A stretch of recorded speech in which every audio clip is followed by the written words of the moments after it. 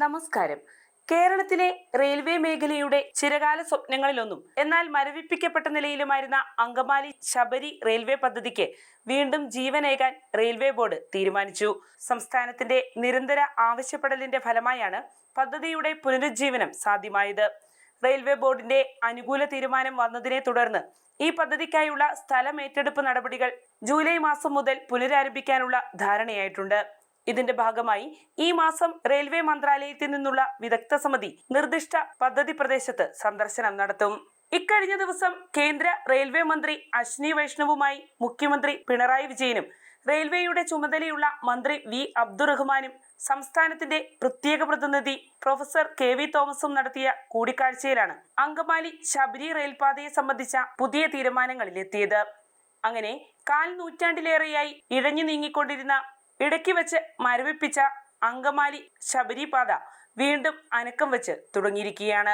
ഈ പദ്ധതി മുന്നോട്ട് കൊണ്ടുപോകുന്നതിനുള്ള അനുമതി ലഭ്യമായതോടെ സംസ്ഥാനത്തിന്റെ മറ്റൊരു റെയിൽവേ പദ്ധതിയായ ചെങ്ങന്നൂർ പമ്പ പാതയുടെ പദ്ധതി നിർദ്ദേശം മരവിപ്പിക്കാനും തീരുമാനമായി.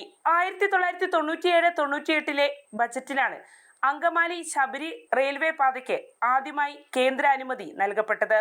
അങ്ങനെ 111 കിലോമീറ്റർ ദൈർഘ്യമുള്ള ഈ പദ്ധതിയിൽ കാലടി മുതൽ രാമപുരം വരെയുള്ള 70 കിലോമീറ്റർ വരെയുള്ള പ്രദേശത്തെ സ്ഥലം ഏറ്റെടുപ്പിനായുള്ള സർവേ നടപടികൾ പൂർത്തിയാക്കിയിരുന്നു. ഈ പ്രദേശങ്ങളിൽ ഭൂമി ഏറ്റെടുക്കുന്നതിന് തടസ്സങ്ങളില്ലെന്ന് കേരളം വ്യക്തമാക്കിയിട്ടുണ്ട്. 3810 കോടി രൂപ നിർദ്ദിഷ്ട പദ്ധതിക്ക് ചെലവാകുമെന്നാണ് ഇക്കഴിഞ്ഞ വർഷം പുതുക്കിയ എസ്റ്റിമേറ്റ് കണക്കാക്കുന്നത്.